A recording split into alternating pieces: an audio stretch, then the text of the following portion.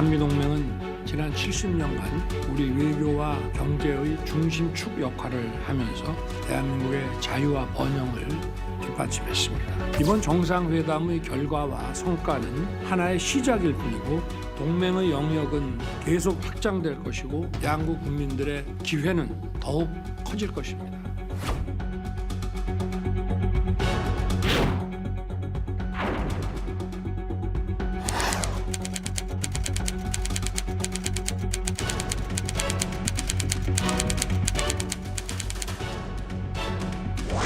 사실 지금 이재명 대표를 만난다는 거는 참 그림이 참 어색하죠. 맞지도 않고요. 이번에 새로 또 야당에서도 원내대표 박광원 대표가 선출이 됐기 그렇죠. 때문에 이걸 기점으로 해서 좀 더 많은 문제들이 풀어나가는 그런 출발점이 됐으면 하는 바람입니다. 원내대표입니다. 대통령이 5월 9일 날 되시고 나서 지금 11개월이 됐는데 이제 12개월째네요. 한 번도 안 만났다는 게 비정상적인 상황인데 이게 그냥 대통령실이 성과를 홍보하는 자리에 그냥 나가서 그냥 들어야 되는가?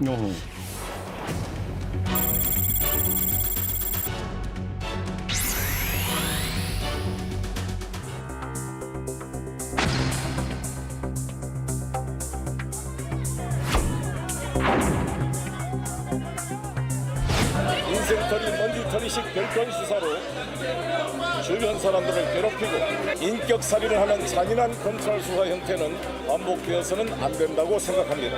저희 주변 사람들에 대한 비겁한 협박 별건 수사를 중단할 것을 강력하게 촉구하는 바입니다. 주변 사람 대신 저 송영길을 구속시켜 주시기를 바랍니다. 모든 책임을 지겠습니다. 아니 제가 보다 출석 투쟁은 처음 봐요. 오랄 때 와야지 왜 오라는 얘기도 안 하는데 나오겠다고 생떼를 부려요. 이건 정말 생떼죠. 현재 검찰 수사가 조금 속도가 더디고 뭐 이런 상황에서 정면으로 본인한테 물어볼 것 있으면 정확하게 조사를 해라. 이런 어떤 본인의 의지를 표명하는 것이 아닌가라고. 책임지겠다라고 하는 자세 뭐 이런 거는 보여지는데 실효성은 없어 보이고 약간 좀 어리둥절하게 느껴지지 않을까 국민들께서 생각할 때는 아니 부르지도 않았는데 왜 가?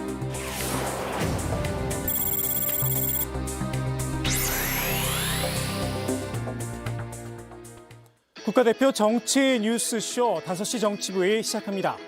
민주당 전당대회 동봉 투옥을 받고 있는 송영길 전 대표가 오늘 오전 서울중앙지방검찰청에 자진 출두했지만 조사는 받지 못했죠. 네, 그렇습니다. 송 전 대표는 청사 1층에서 서울중앙지검 반부패 수사 2부 부장검사에게 면담을 요청했는데요.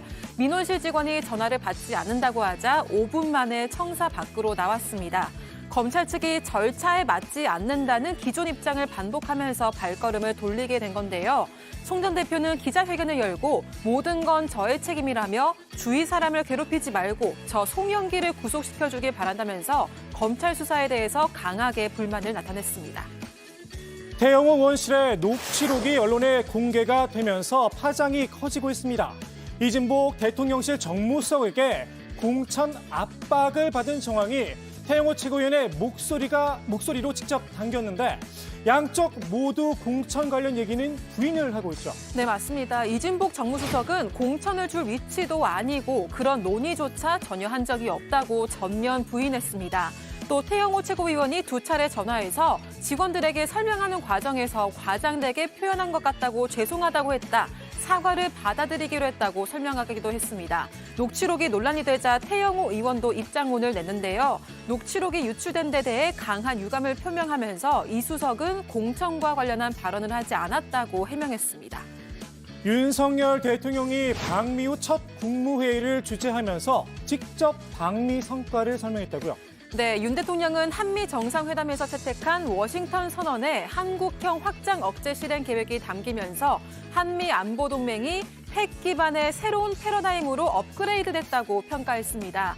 또 세계 최강국과 70년 동맹을 맺은 건 남다른 의미라면서 당연하게 주어진 결과가 아닌 만큼 고마운 게 있다면 고맙다고 이야기할 줄 알아야 한다 이렇게 얘기를 했습니다. 윤 대통령은 오늘 저녁 국민의힘 지도부와 만찬을 함께하며 방미 성과를 공유하게 될 텐데 야당 지도부와 만나게 될지 관심이 모아지고 있죠. 네, 국민의힘에서는 김기현 대표와 윤재옥 원내대표, 이철규 사무총장과 박대출 정책위의장이, 대통령실에서는 김대기 비서실장과 이진복 정무수석이 함께합니다. 그리고 김진표 국회의장과 김명수 대법원장을 포함한 5부 요인도 별도로 초청할 걸로 알려졌는데요. 한편 대통령실은 여야 원내대표 간 합의가 된다면 야당 지도부와의 만남도 마다할 이유가 없다고 밝혔습니다. 윤 대통령은 지난해 5월 정부 출범 이후에 야당 지도부와 공식 회동을 한 적이 없습니다. 그동안 이재명 대표가 여러 차례 영수회담을 요청했지만 만남은 성사되지 않았습니다. 네, 박강원 민주당 신임 원내대표 오늘 이진복 대통령실 정무수석과 윤재옥 국민의힘 원내대표를 차례로 만났는데요. 이 자리에서 이재명 대표가 언급이 됐다고요? 네, 그렇습니다. 오늘 오후 2시 반쯤에 이진복 정무수석은 박광원 원내대표를 예방해서 윤 대통령의 취임 축하난을 전달했습니다. 박 원내대표는 윤 대통령 취임한 뒤 1년 동안 야당 대표와 회동이 없다는 건 아쉬운 대목이라고 밝혔습니다. 그러면서 야당 대표와의 회동이 대화 정치복원의 첫 출발이 될 수 있게 각별히 관심을 가져주길 바란다고 말했는데요. 이어서 윤재옥 원내대표와의 첫 회동도 가졌습니다. 쟁점 법안이 산적한 가운데 오늘 만남을 시작으로 여야가 좀 입장차를 줄일 수 있을지 주목되고 있습니다. 네, 들어가서 회의 진행하겠습니다.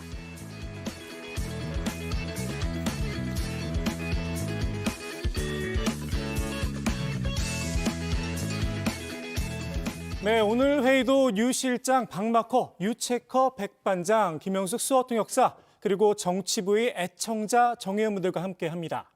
그런데 백반장, 네. 정의원들 의견 잘 전달하고 있어요? 되게 유 실장이랑 유채커가 더 열심히 하고 있는 것 같은데. 아니 그게 아니라 여기 좀 자리가 안 좋은 것 같아요. 좀 딴 생각을 많이 하게 돼서. 되게 자리가 안 좋은 게 아니고 이 백반장이 요새 되게 정신 상태가 해이해요. 항상 이 사건 반장만 생각을 하고 있더라고요. 아, 정신교육이 좀 필요한 건가요, 이러면? 전혀 그렇지 않습니다. 한번 옥상행으로 한번 올라가시죠. 네, 요즘 눈치를 아주 많이 보느라고 그런 것 같은데 좀 조국대가 좀 챙겨주시죠. 아니 원래 이 백반장이 남 눈치 보는 스타일이 아니에요. 소통반장, 소통에 좀 집중해 주십시오. 저 늘 정의원분들과 소통하고 있습니다. 그쪽 왜 안 나가요? 나갈 겁니다. 네, 분위기가 무십시 어수선한데 이러다 또 회의 시간 또 못 맞출 것 같아서 회의 진행하겠습니다. 오늘의 정치부의 유한을 체커의 뉴스픽으로 출발합니다.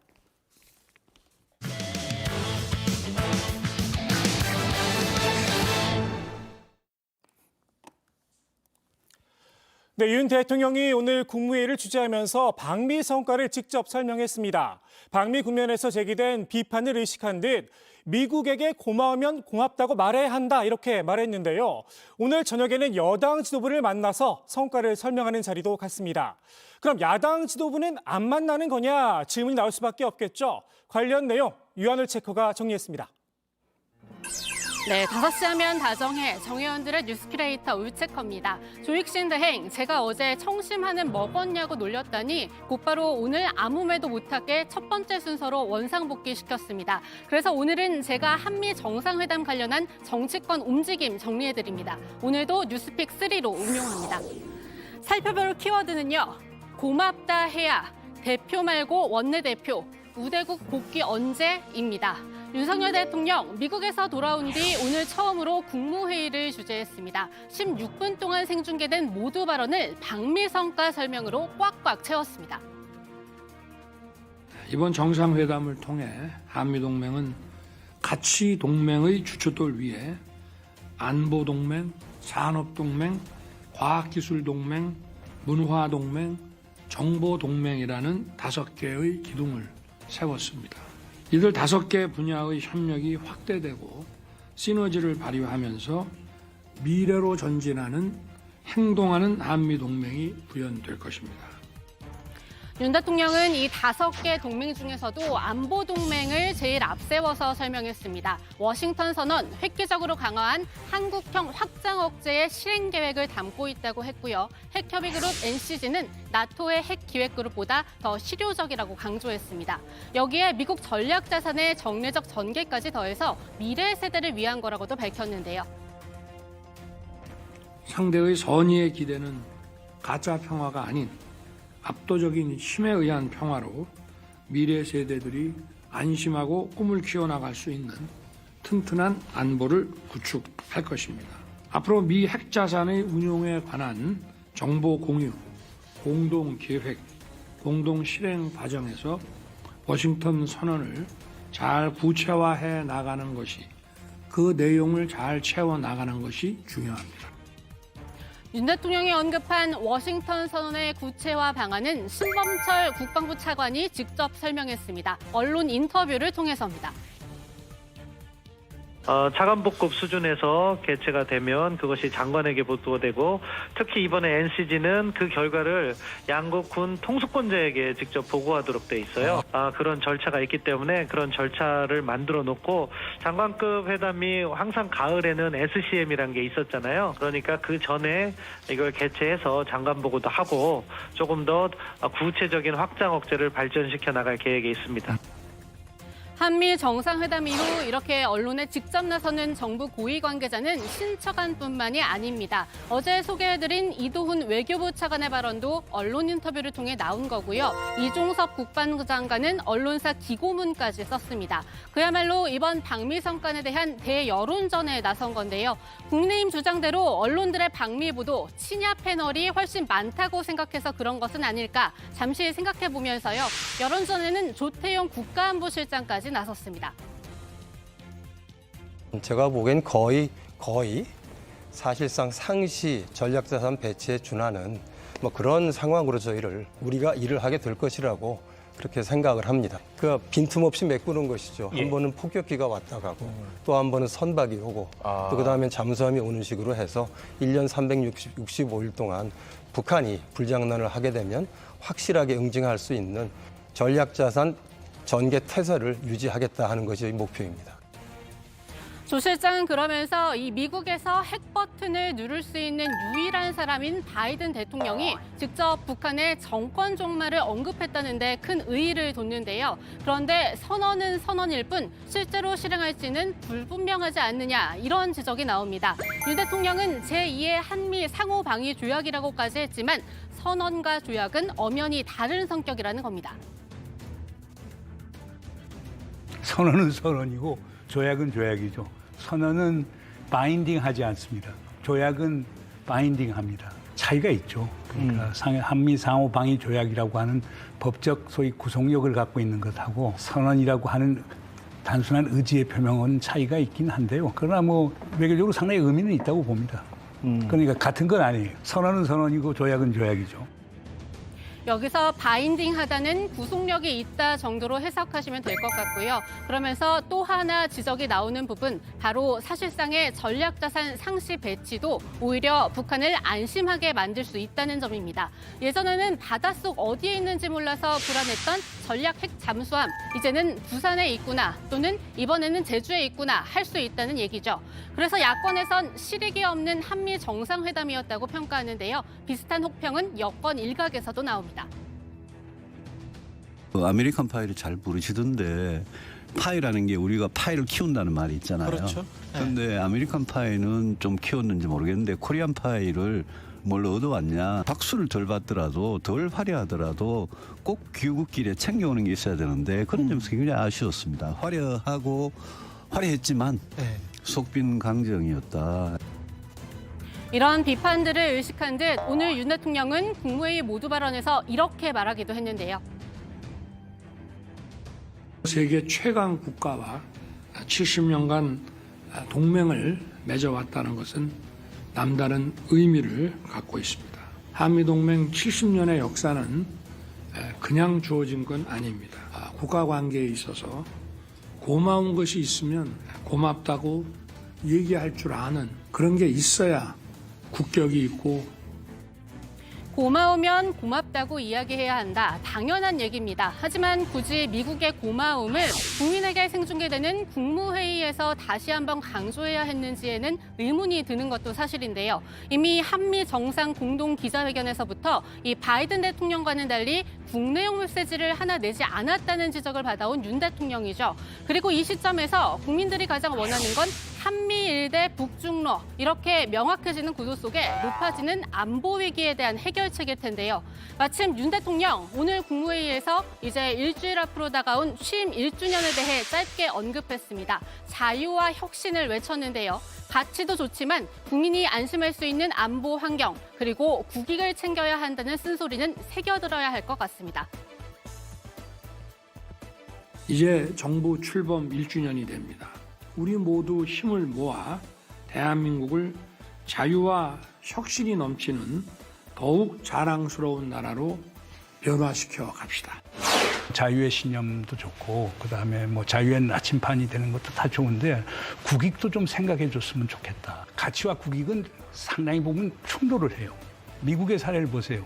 뭐 미국 민주당들이 같이 들고 나왔지만 결정적 순간 가서는 국익, 미국의 전략적 이익을 위해서 가치를 포기하는 경향이 많거든요.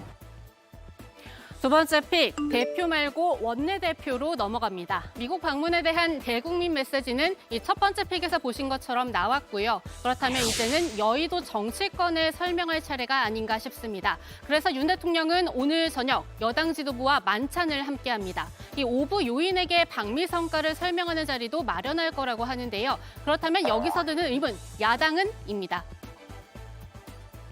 사실 외교라는 것은 외교 안보는 초당적으로 이루어져야 되는 거잖아요. 그렇죠. 그리고 무슨 뭐 북한의 핵 위협이라든 것이 무슨 좌나 우를 나눠서 대응해야 되는 것도 아니기 때문에 그 야당 의원들도 예를 들면 원내대표단을 불러서 같이 설명을 하고 그다음에 어떤 일이 있었는지. 실제 역대 대통령들은 한미 정상회담 성과를 여야 대표와 공유해왔습니다. 그중에서도 이번 정권과 줄곧 비교되는 MB 때를 살펴볼까요? 국빈 방문을 포함해서 3번 미국을 찾았고 돌아와서는 여야 대표에게 보자고 했습니다. 미국의 확장 억제 명문화, 자유무역 협정 체결, 그리고 미국산 소고기 수입 등 민감한 의제들을 다루고 온 뒤였습니다. 한 번은 당시 고 노무현 전 대통령에 대한 수사에 반발해서 정세균 당시 민주당 대표가 거부하기도 했는데요. 그래서 대통령실에도 관련 질문 들어갔습니다. 야당 지도부 만나서 설명하는 자리도 있을지 궁금하다는 질문이었는데요. 묻기는 지도부로 물었는데 답변은 원내대표로 돌아왔습니다. 제1야당의 원내대표도 새로 뽑히고 해서 여야 원내대표 간에 여러 가지 회동이 있을 수 있고 그런 부분이 여야 원내대표들 간의 모임에서 제기가 될 수 있고 여야 원내대표 간의 합의가 된다면 대통령실로서야 마다할 이유가 없습니다.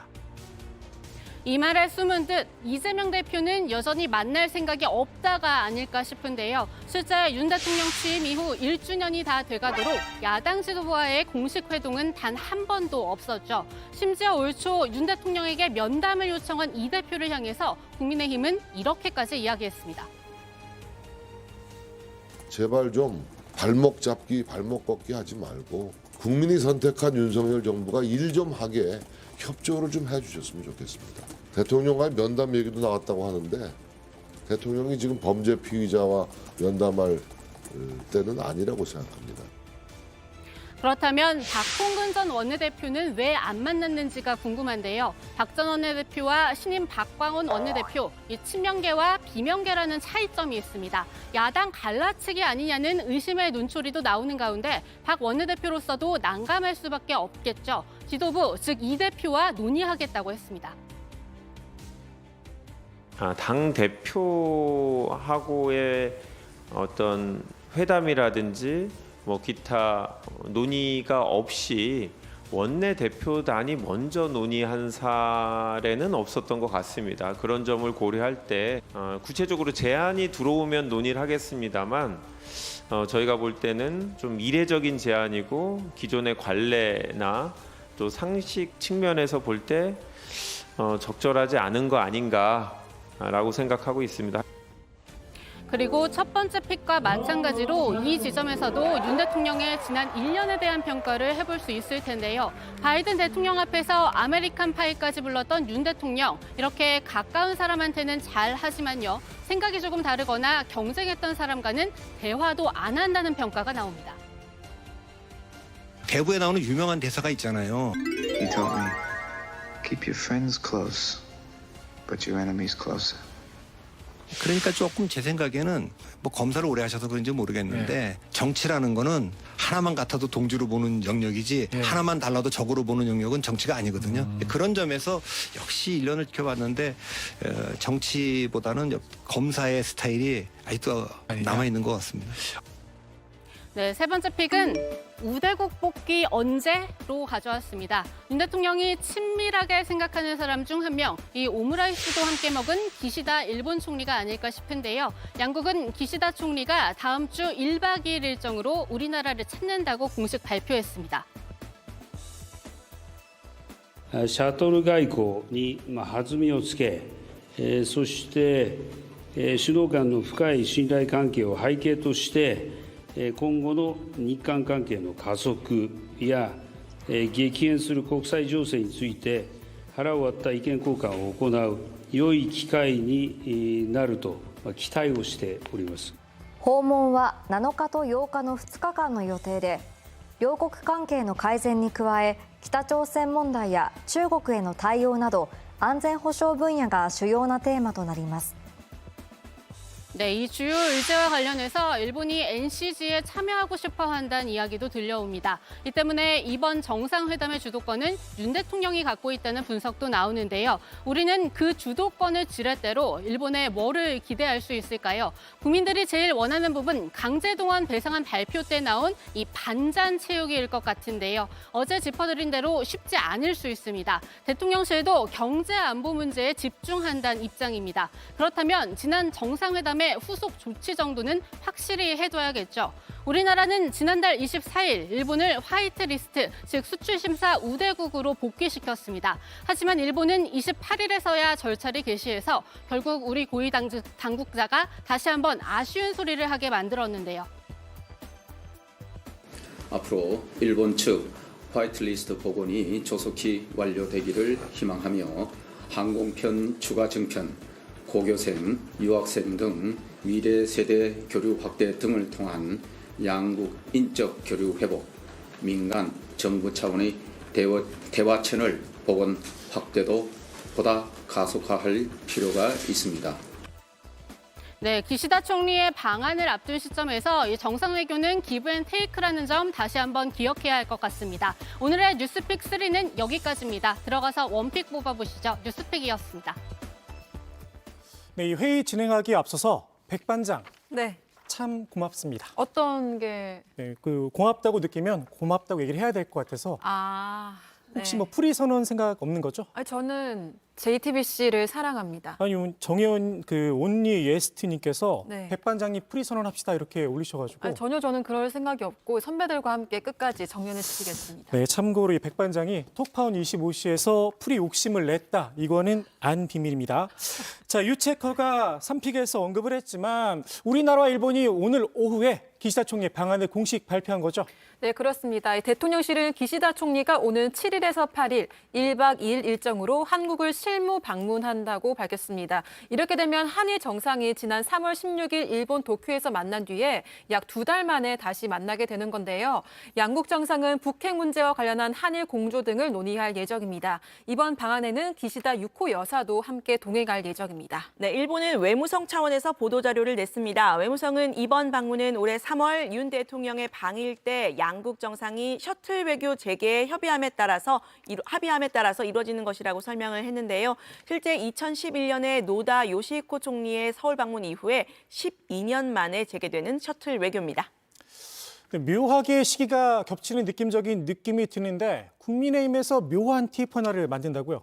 네, 맞습니다. 후쿠시마 원전 오염수 방류와 관련한 검증 TF입니다. 공식 명칭은 우리 바다 지키기 검증 TF이고 성일종 의원이 위원장을 맡는데요. 그런데 이름처럼 이 우리 바다 지키기보다는 야당 겨누기용으로 보입니다. 윤재욱 원내대표의 설명 직접 들어보시죠. 최근 야당은 국제원자력기구 등이 과학적 기준으로 검증할 예정인 후쿠시마 방류수에 대해 온갖 괴담을 만들어내면서 국민을 혼란에 빠뜨리고 있습니다. 이에 우리 국민의힘은 괴담과 선동이 아니라 과학적 사실과 명확한 팩트에 기반한 철저한 국민 건강 안전 대책을 마련하고자 이 TF를 발족시키기로 했습니다. 뭐 이야기를 좀 듣고 보니까 이번 한일 정상회담에서 논의될 의제 중에 하나가 아닌가 싶기도 한데 이건 유채커가 계속 챙겨주는 걸로 하겠습니다. 한일 정상회담도 제가 챙기나요? 그럴 것 같습니다. 아니 그러면 이럴 거면 이름을 뉴스픽으로 하지 말고 회담픽으로 바꾸는 것도 좋을 것 같은데 조대행 생각은 어떠십니까? 여기 뭐라고 써 있죠? 권한 대행. 대행. 예. 다음 주에 복국장과 상의하는 걸로. 저는 터치할 수가 없어서. 예, 알겠습니다. 네, 하여간 기시다 총리와 올해 들어서 두 번째 만나는 건데요. 그런데 정작 야당 지도부는 아직 만난 적이 없어요. 오늘 여권에서 하는 말들을 좀 들어보면 원내대표를 만나라는 워딩들이 나오고 있는데 대통령실은 실제 추진할 생각이 좀 있어 보이는 건가요? 그렇지 않아도 오늘 이제 이진복 정무수석이 이제 박광온 시민 원내대표를 예방을 했습니다. 이제 예방을 마치고 나오는 길에 사실 다른 사안에 대한 질문을 더 많이 받았는데요. 그 부분은 제가 잠시 뒤에 전해드릴 예정이고요. 바로 그 부분 때문인지 이 수석은 윤 대통령 취임 초기에 생각했지만 잘 안 됐다고 답했습니다. 사실은 정부 초창기에 원내대표하고 당대표들 만나는 시도를 한번 했잖아요. 근데 그때 안 됐어요. 그때 여러분도 잘 기억하실 거 아니에요. 마포에서 소주 한 잔을 하자 했는데 그게 안 됐거든요. 그 이후로 사실은 좀 경직이 된 것 같아요. 네, 저는 이 말만 듣고 그러면 오늘 이진복 수석이 공식 제안을 안 했나 싶었는데요. 아니었습니다. 김한규 민주당 원내대변인은 이 수석이 대통령은 여야 원내대표와 만날 의향이 있다. 여야 원내대표 만남 시 부르면 대통령이 올 수도 있다고 말했다고 전했습니다. 하지만 박 원내대표는 당대표를 먼저 만나는 게 순서라면서 사실상 거절 의사를 밝혔다고 합니다. 아마 이 박 원내대표가 거절을 해서 이 수석이 저렇게 답을 한 게 아닌가 싶습니다. 유채커 오늘의 원픽 뭘 뽑았나요? 네, 오늘의 원픽입니다. 원내대표끼리 만나자는 윤 대통령, 박광호는 이재명 먼저.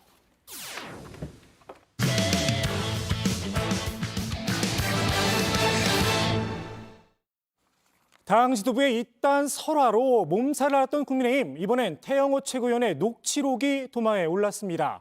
이진복 정무수석이 태 최고위원에게 공천 문제를 거론하면서 윤석열 대통령의 외교 정책을 지켜 세워라 주문을 했다는 건데요. 야당은 대통령실의 노골적 공천 개입이라고 날을 세웠습니다. 야당 내부에서도 비판의 목소리가 나왔는데요. 박준우 마커가 줌인에서 관련 소식 정리했습니다.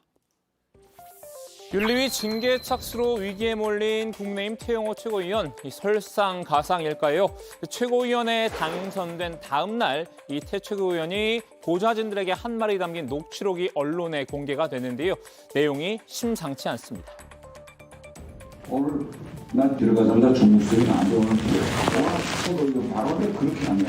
민주당의 한일 관계 가지고 대통령 공격하는 거 책임을 져서 한마디 말하는 사람은 문제는 나 그런 식으로 최고위원 하면 안 돼. 바로 이진복 수석이 이야기하는 거여서 내가. 지난 3월 9일이면 이 정부가 일제 강제징용 노동자에 대한 제3자 변제 방식을 발표했을 즈음이죠. 민주당이 이 정부를 강하게 비판하던 시점인데요. 가히 삼전도 구역의 버금가는 외교사 최대 치욕이자 오점이 아닐 수가 없습니다. 이것은 단순히 돈의 문제가 아니라 역사의식의 문제가 없는 대일 굴종 외교의 끝판왕입니다. 일본에 굴종하는 길을 선택했습니다. 스스로 친일 매국 정권임을 증명하기 위해 안간힘을 쓰는 것입니까? 태 최고위원의 말대로라면 당 지도부의 일원이 이 대통령실 인사에게 질타를 당한 셈입니다. 태 최고위원이 공개 최고위회의에서 윤석열 대통령의 한일 관계의 정책을 적극 옹호하지 않았다는 쓴소리인데요. 실제로 당일 최고위에서 윤 대통령을 감싸고 민주당을 공격한 건 김기현 대표뿐이었습니다. 태 최고위원은 자기 PR에 매진했는데요. 일본에 의한 강제징용 피해자 배상 문제는 문재인 정권이 더욱 꼬이게 한 측면이 있습니다. 문재인 정권, 민주당 정권은 국익과 미래를 생각하지 않고 오직 당리당략과 과거에만 연연하는 좁쌀 같은 근시안으로 일관했습니다. 지역구 국회의원 출신 최고위원으로서 대통령의 국정과제에 발맞춰 종합부동산세를 전면 개편하고 부동산 혼란의 주범인 임대차 3법을 전면 개정하여 국민의힘의 당훈, 이 대통령이 보고 있다로 바꿔야 할까요? 이진복 정무수석이 건넨 말 한마디 태 최고위원 입장에서 가볍게 넘기기는 어려웠을 듯한데요.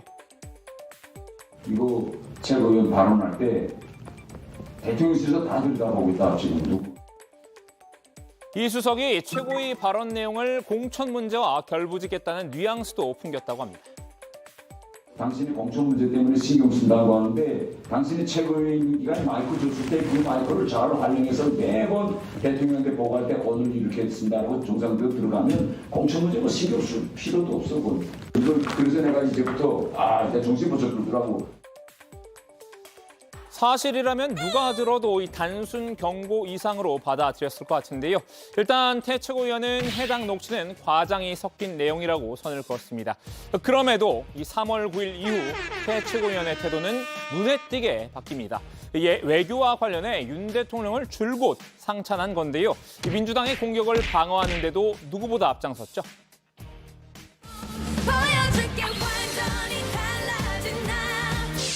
일제 강제징용 해법과 한일 관계 문제와 관련해 민주당이 국익은 생각하지 않고 오로지 정치 공세를 이어가고 있습니다. 윤석열 대통령의 구상권 포기 결정은 대국적, 대승적 결단입니다. 빈선 외교니 굴욕 외교니라는 단어 자체가 나오는 것이 비정상적입니다. 대단히 잘하고 있어요. 외교는 그렇게 돼. 저는 당연히 우리가 어점제라고 보면 어점을 줘야 한다. 이 과정에서 무리수도 나왔습니다. 이 한일 회담 이후 일본이 또다시 독도 영유권을 주장하는 외교 청서를 냈죠.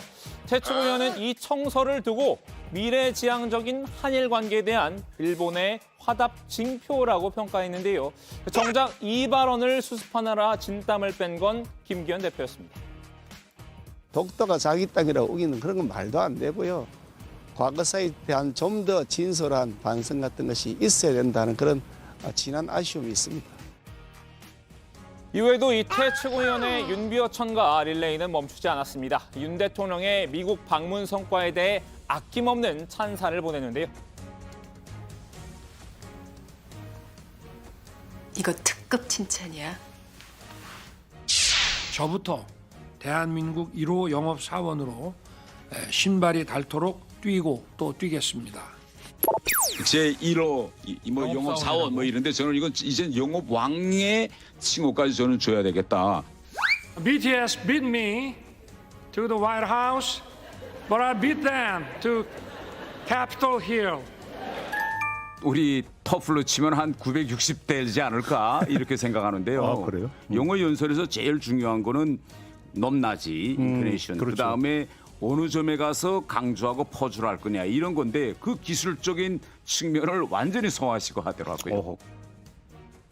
이진복 수석이 공천 문제를 거론했을 가능성, 이 태 최고위원의 달라진 태도로 미뤄봤을 때 작아 보이진 않습니다. 이 두 사람의 대화 시점 역시 태 최고위원이 당선된 직후였죠. 과장이라곤 하더라도 이 태 최고위원이 아예 거짓을 지어냈을 리도 없을 텐데요. 일단 태 최고위원은 이 수석과 만난 자리에서 한일 관계 문제나 공천 문제에 대해 언급한 사실이 전혀 없다고 반박하고 있습니다. 이 녹취에 나온 발언은 공천에 대해 걱정하는 보좌진을 안심시키고 이 정책 중심의 의정 활동에 전념하도록 독려하는 차원이었다는 설명인데요. 이진복 수석 역시 그런 일은 전혀 없었다고 진화해 나왔습니다. 금기사항으로 하는 것 중 하나가 관여하지 말아야 하는 일은 안 합니다. 공천 문제는 당에서 하는 거지 여기서 하는 게 아닙니다. 저에게 의견 물으면 답할 수 있겠지만 제가 누구를 공천 줄 위치에 있지도 않고 그런 논의조차 하지 않았습니다. 반면 민주당은 이 대통령실의 노골적인 공천 개입이라고 지적했는데요. 녹취 내용대로 대통령실이 공천을 미끼로 당무에 개입했다면 민주주의의 근간인 삼권 분립을 훼손하는 폭거이자 불법 행위입니다. 전직 대통령 박근혜 씨가 공천 개입으로 실형을 받았던 점도 상기시켰습니다. 박근혜 대통령이 탄핵을 당할 때 그때 공천 개입으로 또 실형을 받으셨잖아요. 네네. 예. 저는 뭐 윤 대통령 뭐 당장에 탄핵해야 된다 이런 분들의 주장에 대해서 동의를 하는 건 아닙니다만은 어쨌든 이런 건 굉장히 위험한 신호다. 여당 내에서도 비판이 나왔습니다. 유승민 전 의원은 녹취록이 사실이면 이 현역 국회의원에게 용산의 하수인 역할을 하도록 공천으로 협박한 것이라고 꼬집었는데요. 이 공직선거법이 금지하는 대통령실의 불법 공천 개입이 아닌지 이 검찰과 경찰이 수사에 나서야 한다고 촉구했습니다. 그도 그럴 것이 대통령실의 당무 개입 논란 처음은 아닌데요. 전당대회 기간에도 대통령실 관계자가 당대표 경선에 개입했다는 의혹이 일었던 바 있습니다. 행정관들이 단톡방에 특정인을 초대하면 이 초대된 특정인들이 김기현 후보 지지, 안철수 후보 비방 내용의 홍보물, 카드 뉴스를 지속적으로 올리는 것입니다. 뭐 개인적 의사 표현 정도지 대통령 비서실이 조직적으로 뭐 선거에 개입한다든지 선거 운동을 한 건 아닌 것 같아요. 그래서가 크게 문제가 되는 거 아니지 않느냐. 이게 김기현 대표가 강조했던 당정 일체의 모습일까요? 김 대표도 이 당대표 후보 시절 이런 얘기를 했었죠. 나중에 그러면 공천할 때 공천 협조를 하게 되면 어떻게 하실 거예요? 공천 협조란 제도는 없죠. 예. 의견을 듣는 거죠. 당무를 협조하는 것이죠. 예. 대통령 의견도 들어야죠. 대통령 의견을 무시하고 그러면 공천을 진행할 건가요? 대통령 의견도 들어야죠. 태측의원과 대통령실이 강하게 부인하고 있지만요. 이 여당이나 대통령실이나 공천 개입 의혹이 지속적으로 제기되는 이유를 생각해 볼 필요가 있을 듯합니다. 오늘 주민 한마디는 지난 전당대회 기간 안철수 의원의 말로 대신하겠습니다. 헌법 제7조를 보면 공무원의 정치 중립 의무가 있습니다. 만약에 대통령과 이런 공천에 대해서 의논한다. 그러면 그건 법적인 소지가 있습니다. 저는 우선 대통령께서는 그러실 분이 아니라고 생각을 하고 있고요. 김기현 후보 스스로가 자꾸만 위험한 발언을 거듭해서 대통령을 위험에 빠뜨릴 수 있는 불안한 후보다. 저는 그렇게 생각합니다. 네, 태영호 최고위원과 대통령실이 일단 부인을 하고 있지만 녹취록의 파장은 계속 커지는 모양새인데요. 일단 논란의 당사자인 이진석 정무수석이 직접 진화에 나섰죠. 해당 사실을 완강히 부인하고 있다면서요. 그렇습니다. 논란의 당사자인 이진복 수석이 오늘 용산 대통령실에서 직접 기자 브리핑을 열었습니다. 공천 관련 대화를 한 적이 없었다고 선을 그었는데요. 태 의원과 공천 문제 관련 얘기를 전혀 나눈 적이 없었다. 공천 문제는 당에서 하는 것이지 여기서 하는 게 아니다라고 밝혔습니다. 그럼 이 태 최고위원하고 이 수석이 나눈 대화 내용 대체 뭐라는 거예요? 네, 이진복 수석은 태 최고위원과 나눈 대화 내용에 대해서도 일부 공개했는데요. 이 제주 4.3 사건을 얘기할 때 먼저 선의의 피해자에 대한 이야기를 했더라면 하는 아쉬움이 남는다고 하니까 태 최고위원이 자기가 얘기를 했는데 언론이 안 받아줘서 보도가 안 됐다고 했다는 이야기를 나눴다고 합니다. 또 태 최고위원이 이번 논란과 관련해서 자신에게 사과했다는 사실도 전했는데요. 태 최고위원이 어제 2차례 전화를 걸어서 이 보좌진에게 설명하다 보니 조금 과장되게 얘기한 것 같아 죄송하다고 했다는 겁니다. 하지만 국민의힘 내에서도 대통령실의 신 관계자가 공천권 문제를 두고 당무에 개입했다. 이런 비판이 나오고 있잖아요. 특히 비윤계에서 목소리가 크죠. 네, 그렇습니다. 이제 이 태 최고위원에 대한 사퇴를 요구를 하거나 이제 혼란이 좀 갈수록 더욱 거세지는 양상인데요. 김웅 국민의힘 의원이 SNS에 태 의원의 녹취록의 내용이 사실이라면 이 수석은 당무 개입, 공천권 개입이라는 중대 범죄를 저지른 것이기 때문에 즉각 경질하고 검찰에 고발해야 한다고 주장했습니다. 만약 이 태 의원이 전혀 없는 일을 꾸며내 거짓말한 것이라면 대통령실을 음해한 책임을 지고 의원직을 사퇴해야 한다고 비판했습니다. 네, 유승민 국민의힘 전 의원도 어제 본인의 SNS에 도저히 믿기 어려운 충격적인 뉴스라고 했습니다. 이것이 사실이라면 현역 국회의원에게 용산의 하수인 역할을 하도록 공천으로 협박한 거라고 꼬집었습니다. 예, 국민의힘 지도부 반응은 좀 어떤가요? 뭐 일단 수습하고 넘어가자 이런 분위기인가요? 네, 국민의힘 지도부는 앞으로 상황을 지켜보겠다는 신중한 입장인데요. 김기현 대표는 태 의원의 녹취록 파문을 묻는 질문에 대해 다소 신경질적인 반응을 보이기도 했습니다. 자기가 부풀렸다 그러잖아요. 그런 말 한 일이 없는데. 그래도 아니 왜 자꾸 안 했다는데 했다고 질문하세요? 네, 윤재욱 원내대표도 입장을 밝혔습니다. 본인이 사실이 아니라고 하고 있기 때문에 일단 입장을 존중하고 상황을 지켜보겠다고 했는데요. 대통령실의 당무 개입을 묻는 질문에 대해서는 사실이 아니라고 하는데 사실을 가정하고 답변을 하는 건 적절치 않아 보인다고 잘라 말했습니다. 민주당은 상당히 강한 어조로 대통령실을 비판하고 있는데 녹취록이 사실이다라면 명백한 공천 개입이다라는 거죠. 네, 그렇습니다. 민주당은 대통령실이 공천을 미끼로 당무에 개입을 했다면 민주주의의 근간인 삼권 분립을 훼손하는 폭거이자 불법 행위라고 직격을 했습니다. 권칠승 민주당 수석 대변인의 말 들어보시죠. 태영호 최고위원이 쏟아냈던 야당을 향한 무리한 비난과 노골적인 정권 옹호는 대통령실의 공천 압박에서 기인한 것인지 묻지 않을 수 없습니다. 공천은 대통령실이 침범할 수 없는 정당의 고유 사무입니다. 이번 사안은 정부의 정치 중립 훼손과 민주주의에 대한 도전입니다. 네, 권 수석 대변인은 이 대통령실의 당무 개입 의혹이 불거진 건 이번이 처음이 아니라는 지적도 이어갔습니다. 현직 당대표를 징계하고 유력 당권 주자를 쳐내고 입맛에 맞는 당대표를 앉힌 게 국민의힘 자체적으로 벌인 일이라고 생각하는 국민은 없다고 꼬집었는데요. 국민들은 박근혜 전 대통령이 새누리당 공천 개입 혐의로 징역 2년을 선고받을 때 수사를 지휘했던 사람이 윤석열 대통령이었음을 기억하고 있다면서 배후의 정점을 밝히라고 촉구했습니다. 파장이 쉽사리 가라앉지는 않을 것 같은데요. 당사자는 물론이고 대통령실과 여당 지도부가 어떻게 수습해 나갈지 지켜봐야겠습니다. 오늘의 주민 제목 이렇게 정리합니다. 태영호 공천 녹취록 파문, 여당 내에서도 대통령실 공천 개입 비판. 다음은 유정아 실장의 국회 상황실입니다.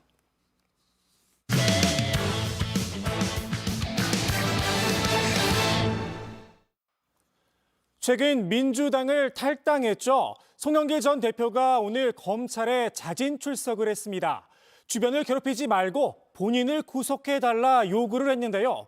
하지만 검찰은 소환 통보를 하지 않았다면서 송 전 대표를 검찰청 노비에서 돌려보냈습니다. 국민의힘은 소환도 하기 전에 출석을 한 건 특권의식의 발로라고 비판을 했는데 관련 소식 유정아 상황실장이 정리했습니다.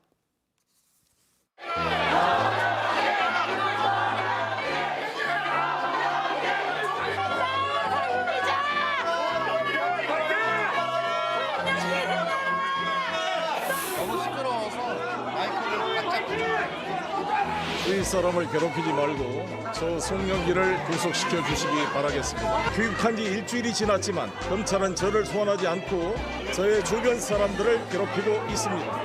검찰은 20, 30대 비서들을 압수수색, 임의 동행이라는 명분으로 데려가 협박하고 윽박지르는 무도한 행위를 하고 있습니다. 네, 돈봉투 의혹의 수혜자로 지목된 송영길 전 대표가 오늘 검찰청에 스스로 출두했습니다. 출석 요구가 없었지만 선제적으로 출석을 한 겁니다. 검찰은 지난 주말 사이에 송 전 대표 자택 그리고 싱크탱크인 먹고 사는 문제 연구소 등을 압수수색을 했죠. 연구소 회계 담당자와 경선 캠프 인사들도 강제 수사 대상이 됐습니다. 송 전 대표는 오늘 본인과 주변에 대한 압수수색을 규탄했는데요. 선제적 출석이 정치 쇼 아니냐라는 일각의 시각도 정면으로 반박했습니다. 프랑스 파리에서 제 발로 한국에 왔다는 점을 강조하면서 검찰을 향해서 빨리 수사하라고 했습니다. 제가 파리에 놀다 있다 온 게 아니지 않습니까? 프랑스의 레종 도네르 국가훈장을 2개 받은 유일한 대한민국 정치인입니다.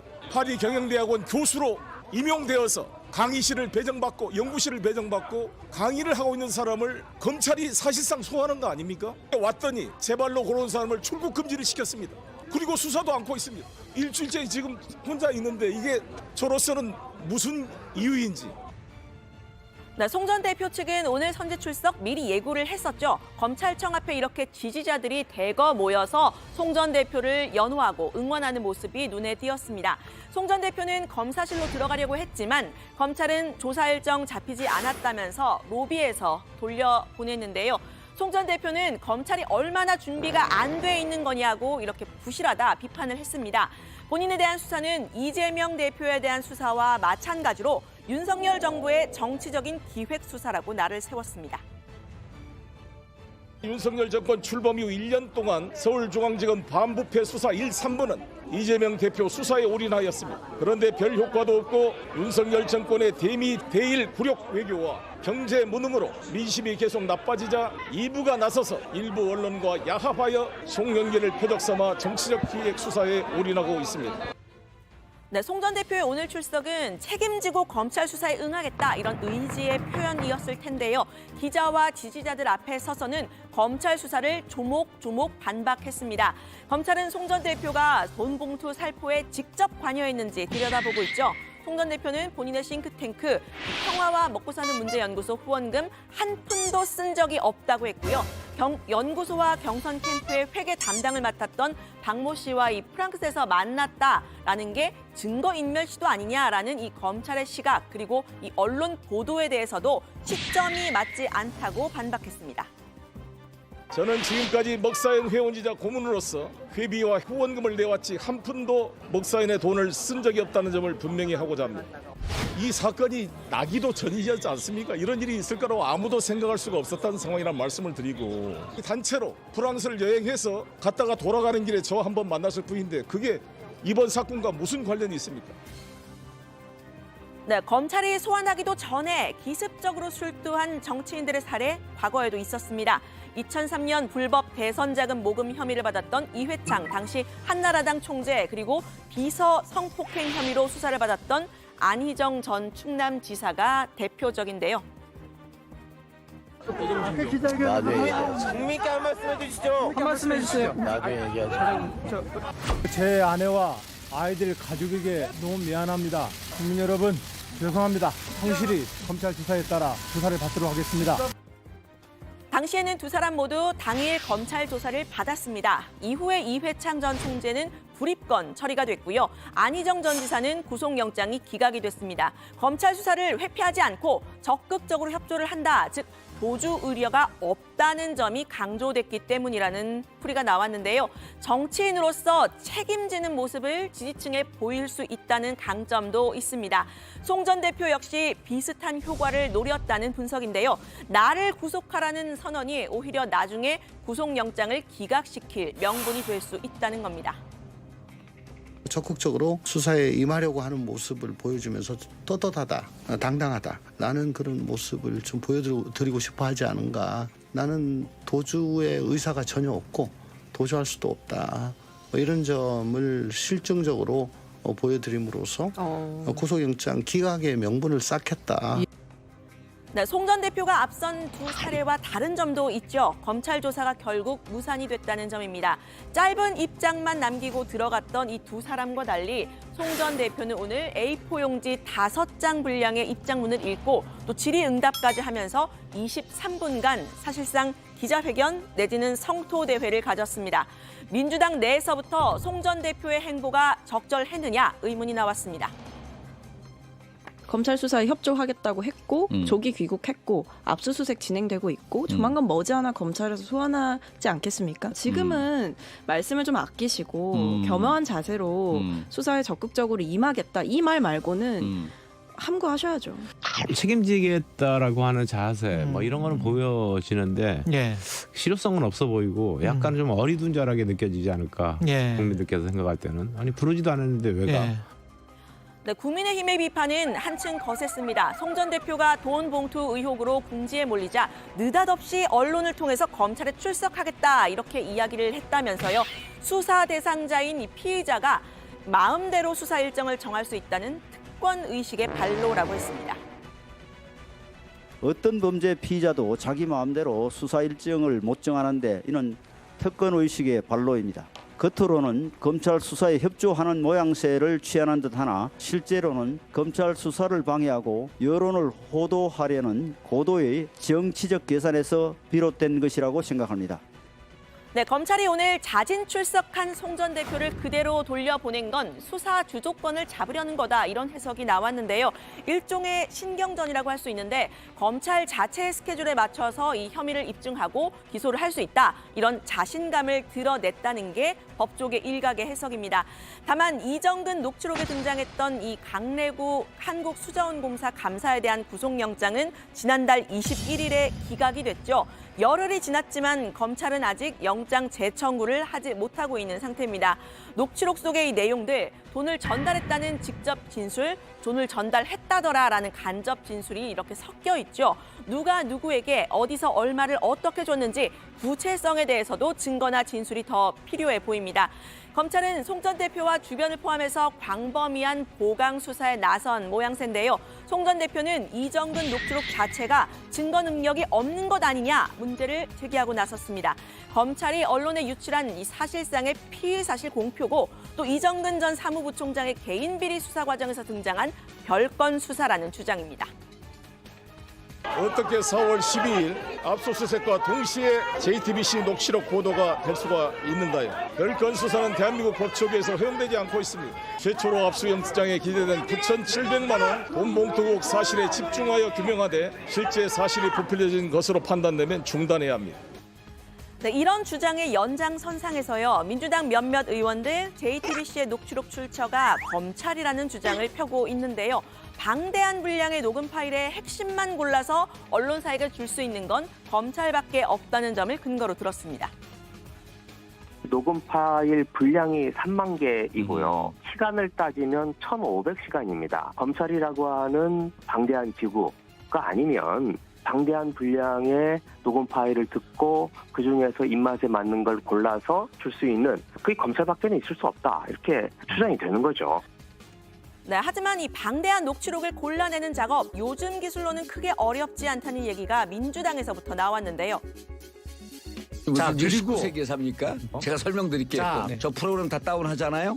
녹취 파일 다운 받아갖고요. 저거 문서 텍스트로 돌리면요. 5분이면 다 텍스트 다운됩니다. 거기서 한글 파일로 송영길 검색어 눕니다. 그럼 송영길 있는 부분 뚝 떠요.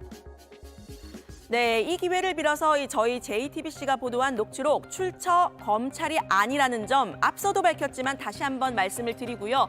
민주당 내에서부터 녹취록 출처나 조작 여부를 의심하는 걸로는 지금 위기를 벗어나기 어렵다는 목소리가 나오는데 귀를 기울여야 할 듯합니다. 국민 눈높이에 눈을 맞추라는 주문입니다. 어찌됐든지 이정근 부총장 등의 전화 녹취록 이런 것들이 이제 생생하게 보도가 됐고요. 그거 자체를 조작이라고 할 수 있겠는가? 라고 하는 거에 대해서는 국민들이 저 의혹이 확실하게 있네라고 생각하고 있지 않겠습니까? 네, 당 차원의 조치가 필요하다라는 목소리요. 비명계에서부터 나오고 있습니다. 관련 소식은 잠시 후에 정치 인사이드에서 좀 더 다뤄볼 텐데 이 얘기 좀 더 들어보시죠. 정치권이라고 하는 게 이거 법률적 책임만 가지고는 안 되겠다. 정치적 책임이나 도의적 책임에 대해서 굉장히 강조되어왔고 그거를 신속하게 처리하려고 노력을 해왔죠. 그래서 민주당의 당원 80조가 들어온 이유도 기소됐다고 해가지고 유죄가 되는 건 아니거든요. 우리 민주당은 엄청난 액수의 국고보조금을 받고 있는 국민의 세금으로 운영되고 있는 공당 아닙니까? 공당인데 그 안에서 불거진 문제에 대해서 아무 일도 안 하고 손 놓고 있다. 그건 공당의 길을 좀 포기한 거 아닌가. 네, 송영길 전 대표는 오늘 이 이정근 녹취록의 신빙성을 앞으로 검찰과 법원에서 다퉈보겠다라고 했는데요. 이 앞으로의 상황도 JTBC 그리고 정치부 회의에서 전해드리도록 하겠습니다. 오늘 발제는 이렇게 정리합니다. 검찰에 자진 출두한 송영길 전 대표, 나를 구속하라. 속내는 나를 구속하지 마라. 국민의힘 특권 의식의 발로. 네, 그러니까 송영길 전 대표가 오늘 검찰에 갔다가 조사를 받지 못하고 돌아갔다는 거죠? 네, 맞습니다. 송 전 대표는 검찰에 소환 통보가 없었지만 선제적으로 오늘 검찰에 출석했는데요. 지지자들의 응원 속에 서울중앙지검 로비까지 들어갔지만 관련 조사를 받지는 못했습니다. 당시 장면 직접 보시죠. 등록이 돼 있어야 들어가실 수 있는데 현재로서 등록이 안 돼 있어서 아무튼 그쪽에서 언론을 통해서는 말씀을 들었습니다만 김영철 지금 반부패수사 2부 부장님한테 면담 요청을 변호사를 통해 했는데 그쪽 연락이 안 왔습니까? 앞서 검찰은 송 전 대표가 검찰에 출석하더라도 조사하긴 어렵다는 입장을 밝힌 상태였는데요. 송 전 대표는 10여 분 만에 발길을 돌려서 이 검찰청사 앞에서 미리 써온 입장문을 읽으면서 사실상 기자회견을 했습니다. 네, 송 전 대표는 주위 사람 괴롭히지 말고 송영길을 구속시켜달라라는 제목의 입장문을 직접 읽었는데요. 다만 이 자리에서는 검찰의 수사에 대해서 조목조목 비판을 했습니다. 인생털이 먼지털이식 별건 수사, 인격살인을 하고 있다 이렇게 비판을 했고요. 또 윤석열 정부 하에서 정치 기획 수사가 이루어지고 있다고도 했습니다. 라이온 킹이라는 영화를 아실 것입니다. 억울한 음모로 죽고 나서 아들 신부와는 쫓겨나게 됩니다. 밀림은 회색빛으로 변했습니다. 윤석열 정권하에 대한민국이 의무한 서욱 국방부 장관, 비서실장 등 문재인 정부 관련 인사 수사와 조사를 받고 있다고 합니다. 지금도 독도를 자기 땅이라고 우기는 만나지도 않고 수사 대상으로 구속시키려는 정치가 과연 제대로 된 정치인가요? 네, 국민의힘은 검찰의 출석 요구가 없는데 자진 출석하겠다는 건 수사 방해를 위한 목적이라고 비판했습니다. 검찰을 지휘하려고 하지 말고 검찰이 요구하는 날 수사에 응하라고 송 전 대표를 향해서 일침을 놨습니다. 네, 우리 소통반장, 백반장, 네. 송영길 전 대표의 검찰 출두와 관련해서 혹시 정 의원분들 의견 올라온 거 없나요?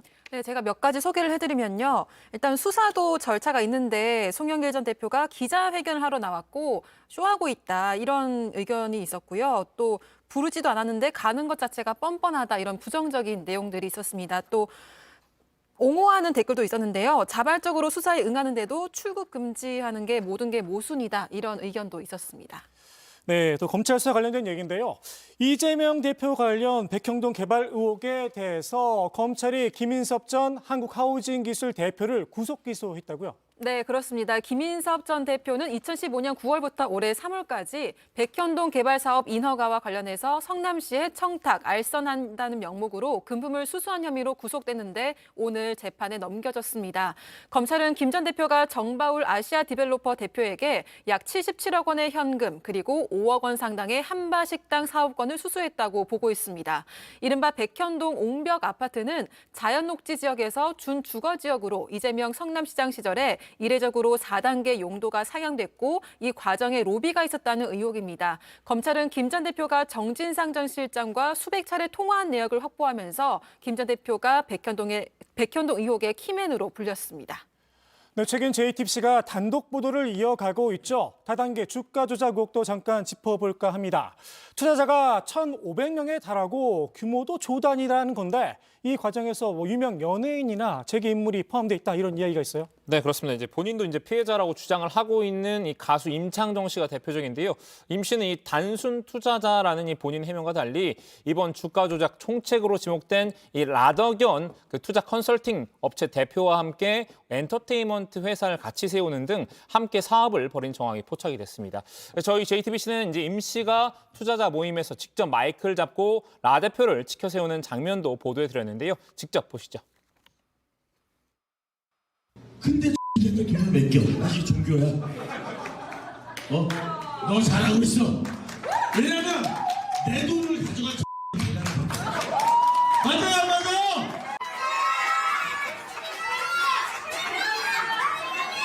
너 다음 달 말까지 한 달 딱 줄 거야. 수익률 원하는 만큼 안 주면 이거 다 내가 다 해결시킬 거야.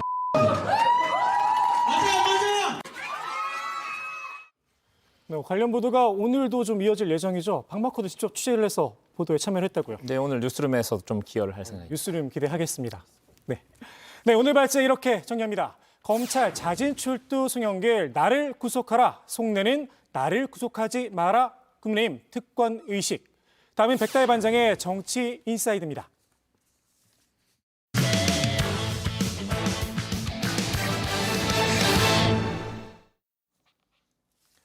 네, 민주당의 새 원내대표단이 담대한 변화, 견고한 통합이라는 슬로건을 내걸고 오늘부터 본격적인 활동에 돌입했습니다.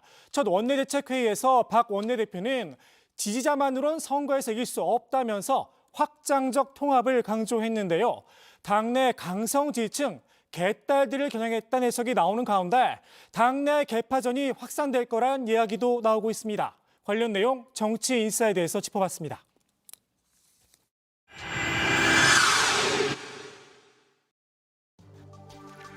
더불어민주당 새 원내대표단이 오늘부터 본격적인 활동을 시작했습니다. 박광온 신임 원내대표는 각 당을 돌며 취임 인사를 가진 데 이어서 취임 후 처음으로 민주당 원내대표 대책회의를 이끌었는데요. 박 원내대표는 담대한 변화, 견고한 통합이라는 슬로건을 내걸고 확장과 통합을 통해 내년 총선에서 승리하겠다고 다짐했습니다. 담대한 변화와 견고한 통합은 민주당을 향한 국민의 절실한 요구이자 우리의 다짐입니다. 담대한 변화와 견고한 통합으로 국민의 신뢰를 회복하고 대한민국의 긍지를 회복하겠습니다. 확장하고 통합해서 내년 총선에서 승리하겠습니다. 네, 민주당의 새 원내대표단의 면면도 살펴보겠습니다. 비명계로 대거 채워진 모습인데요. 비명계이자 개파색이 옅은 대선의 송기현 의원이 신임 원내 수석 부대표에 선임됐습니다. 원내 대변인에는 김앤장 출신의 김한규와 이소영, 경제 담당 대변인에는 홍성구 의원이 선임됐습니다. 모두 개파색이 옅은 비명계 의원들인데요. 원내대표 비서실장에는 친명계 민병덕 의원이 자리했습니다. 법조계 출신 의원들이 눈에 띄었습니다. 당내 사법 리스크를 대응하기 위해서가 아니냐는 질문에 박 원내대표는 쇄신과 통합을 위한 인선이라고 일축했습니다. 원내 대변인도 그렇고 법조계 출신이 많으신데 전 현직 대표님 사법 리스크나 이런 걸 좀 대응하기 위해서 그거를 전혀 그건 아니고요. 전혀 그건 아닙니다. 쇄신과 통합 그리고 확장성의 보강 여러 가지 측면을 고려한 인선인데 인선의 결과가 그렇게 됐는데 전혀 그것과 무관하다는 말씀을 드립니다. 내년 총선에서 승리를 위해서 민주당이 풀어나가야 할 당면 과제는 이재명 당대표에 대한 사법 리스크 그리고 2021년 전당대회 돈봉투 의혹일 텐데요. 박 원내대표는 170명의 의원 모두와 밤샘 토론을 열어서라도 쇄신안을 마련하겠다는 의지를 밝히기도 했습니다. 쇄신 의총을 예고한 건데요. 내일 박 원내대표 취임 이후 처음으로 의원총회가 열립니다. 향후 쇄신 의총에서 논의할 사항에 대한 의견을 나누는 자리가 될 예정인데요. 지난달 당직 개편 때 지명직 최고위원으로 선출됐던 비명계 송갑석 의원은 쇄신 의총에서 돈봉투 의혹에 연루된 의원들에게 자진 탈당 권유가 있을 거라고 말했습니다. 그러니까 뭐 윤리 심판원을 통한 뭐 어떤 징계, 출당 이건 지금 어려운 상황인 것 같군요. 아닙니다. 그것이 뭐 어렵다, 쉽다라기보다는 그 전에 예로 비추어 보면 그런 과정을 거치지 않고 뭐 지도부 차원에서 혹은 의원들의 총의를 모아서 자진 탈당을 뭐 권유한다거나 뭐 이런 사례들이 있었기 때문에 굳이 이제 그렇게 시간이 오래 걸리는 것을 택하지 않고 이렇게 해야 되지 않느냐라고 하는 의견도 저는 충분히 있을 수 있다라고 생각합니다. 말씀 듣고 보니 쇄신 의총에서 다뤄질 주된 의제, 돈봉투 의혹에 연루된 의원들에 대한 출당 요구와 대의원제의 축소, 폐지가 다뤄질 가능성이 높습니다. 이번 돈봉투 의혹으로 대의원제의 폐해가 드러났다는 지적이 많았는데요. 대선 후보나 당대표를 뽑는 당내 선거에서 대의원의 한 표는 수십 명의 표와 같은 가치를 갖고 있기 때문입니다. 이 때문에 친명계에서는 대의원제의 축소 또는 폐지를 주장하고 있습니다. 정말 돈 안 쓰는 당내 경선을 위한 좀 고도의 과감한 그런 정치 개혁을 선언할 필요가 있다. 그것은 대의원 중심제가 아니라 권리당원 중심제야 되고. 하지만 박 원내대표는 대의원제 개편이 근본적인 치유법이 아니라면서 선을 그었습니다. 대의원제는 어느 정도 폐해가 있는 것이 이번에 드러나긴 했지만 민주당의 전국 정당화를 위해서 반드시 필요한 제도이기도 합니다. 현재 드러난 그 폐해만으로 대의원제를 폐지해야 된다고까지 얘기하는 것은 아직은 조금 시기상조인 것 같고요. 호남과 수도권의 권리당원이 많기 때문에 민주당으로선 상대적으로 취약 지역인 TK와 PK 지역과의 균형을 맞추기 위해서 대의원제가 필요하다는 겁니다. 하지만 민주당의 현재 당면한 위기, 돈봉투 의혹이 이 대의원제에서 비롯된 만큼 쇄신이 필요하다 이런 지적이 나왔습니다. 대의원 제도가 문제점이 있기 때문에 이런 돈봉투 사건 났는데 대의원 제도라든지 비례대표 순번을 정하는 중앙위원회 제도 개선하지 않는다? 이런 일이 또 벌어질 수 있는 뭐 기반을 계속 유지한다라는 거 아니에요. 그러면은 박광원 의원이 얘기한 혁신, 쇄신 이거는 그냥 구두선에 끝나는 거죠. 한편 대의원제에 대한 논의의 시작이 비명계와 친명계의 본격적인 내부 경쟁이라는 시선도 팽배합니다. 대의원의 비중이 줄어들거나 대의원제가 폐지된다면 당이 일반, 권리당원 중심으로 재편되면서 개파 간 정치적 득실이 갈리기 때문인데요. 비명계에선 이재명 대표의 강성 지지층인 개딸들의 당내 영향력이 더 커질 거라는 우려가 나오고 있습니다. 지난 1일 민주당 청원 게시판에는 박광온 원내대표의 사퇴와 탄핵을 촉구하는 글들이 올라오기도 했는데요. 이재명 대표 팬카페, 제명인의 마을에서도 신임 원내 지도부를 향한 수위 높은 비판 글들이 게시됐습니다. 오늘 박 원내대표가 강조한 확장적 통합의 의미가 당이 이러한 강성 지지층에 갇혀 있다는 지적에서 벗어나려는 전략으로도 읽히고 있습니다. 지지자들만으로 선거에서 이길 수 없고 반사이익만으로도 이길 수 없습니다. 우리 당에 대한 지지를 철회했거나 지지를 유보하고 있는 온건 개혁 성향의 국민까지 모셔올 수 있는 확장적 통합의 비전을 준비하고 일상적으로 발표해 나가겠습니다. 박 원내대표를 향한 강성 지지층의 공격에 대해서 외부에서는 어차피 올 실현이라는 평가도 나왔는데요. 내년 총선을 앞두고 결국 이재명 대표와 각을 세우게 될 거라는 겁니다. 박광온 원내대표께서 저는 이재명 대표와는 결국에는 각을 세워야 되는 것 아닌가. 한 발짝 떨어져 보면 아니 이재명 대표의 얼굴로 총선을 치를 건가요? 민주당은? 아니 모든 국민이 다 알고 있는 사실을 왜 민주당 지도부만 모르고 있는지 전 잘 이해가 가지 않습니다. 이재명 대표가 안고 있는 사법 리스크로 인해서 당내 쇄신이 어려울 거라는 얘긴데요. 결국 총선 승리를 위해서는 박광온 원내대표가 과감히 칼자루를 쥐어야 한다는 의견도 나왔습니다. 이제 리더십의 분산이 가능합니다. 그래서 어떻게 보면은 뭐 한쪽에서 이제 뭐 굿캅 배드캅처럼 이재명 대표는 약간 이제 본인 사법 리스크까지 감안해서 상황 관리를 하고 박광원 원내대표가 기왕의 쇄신을 얘기했다면 뭐 칼자루를 잡아야 되겠죠. 민주당의 이른바 물갈이, 개혁, 쇄신 이런 게 검찰 손에서 이루어진다면은 이거는 뭐 개혁이나 쇄신이 아니고 수술 당하는 거죠.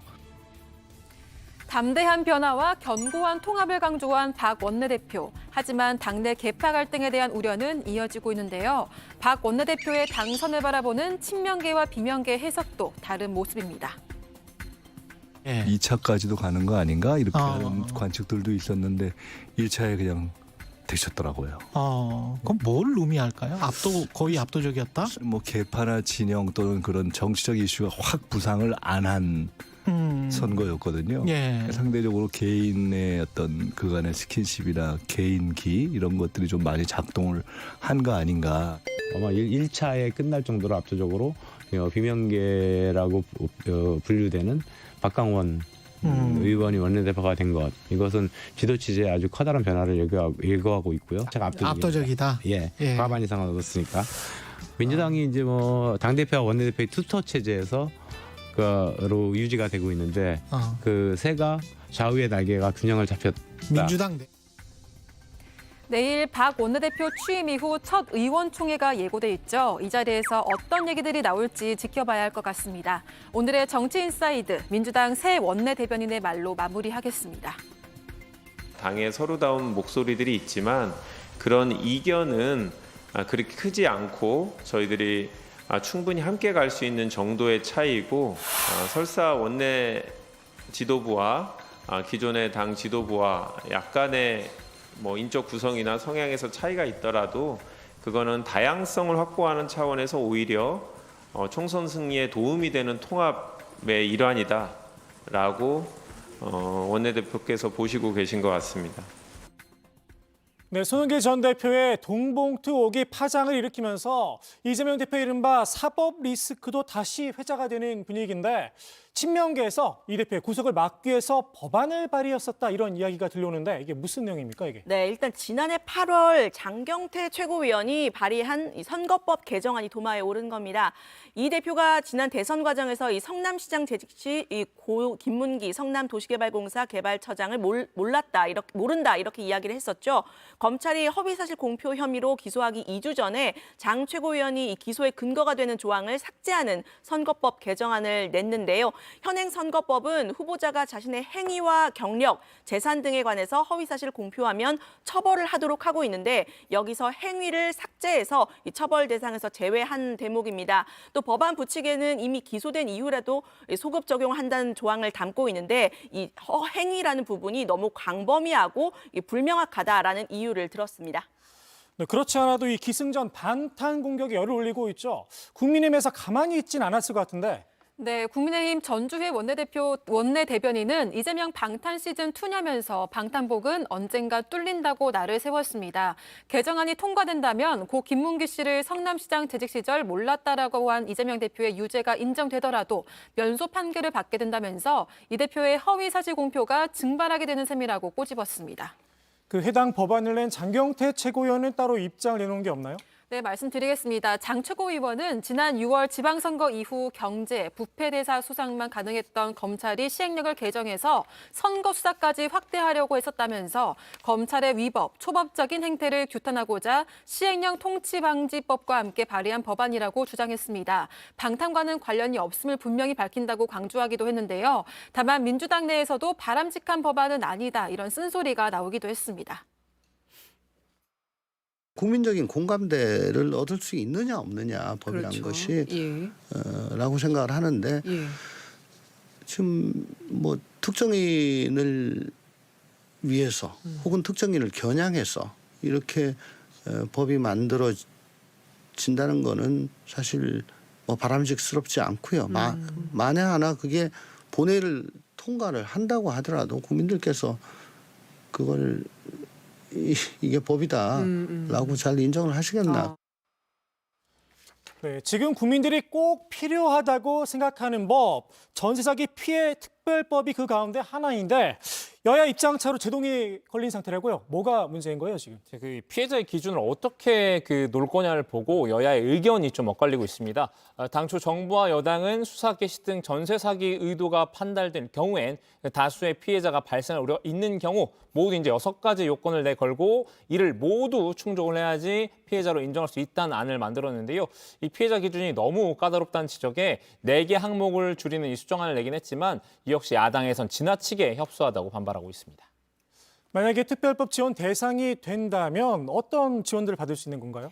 네, 피해 임차인은 이 경매와 공매에서 우선 매수권을 행사해서 피해 주택을 낙찰받을 수 있게 되고요. 필요하다면 금융 지원도 받을 수 있습니다. 또 한국토지주택공사에 우선 매수권을 양도하는 방식으로 해당 주택에서 계속 거주할 수 있도록 돼 있습니다. 이게 피해자들이 좀 만족할 수 있는 대책입니까? 네, 사실 피해자들과 야당에서는 이른바 선보상 후 구상을 요구하고 있는데요. 공공기관이 이 보증금 반환 채권을 매입해서 피해자에게 일부를 돌려주고 추후에 경매를 통해 비용을 회수하는 방식으로 지원을 요구해 왔습니다. 반면 정부에선 모든 사기 범죄를 국가가 떠안을 수 없다는 입장인데요. 원희룡 국토부 장관은 주가 조작이나 보이스피싱 피해도 국가가 대신 내줄 거냐 이렇게 되묻기도 했습니다. 네, 지원 대상, 지원 방식을 넣고 여야 그리고 전세 사기 피해자들 입장차가 큰데 여야가 머리를 좀 맞대고 제대로 된 합의안을 만들었으면 하는 바람입니다. 오늘의 정치인사이드 이렇게 정리합니다. 박강원, 쇄신과 통합 강조, 당내 개파전 본격화. 네, 오늘 정치부 회의는 여기까지입니다. 내일 오후 5시 정각에 찾아뵙겠습니다. 오늘은 이거 오늘 정확하게 짧은 손가락으로.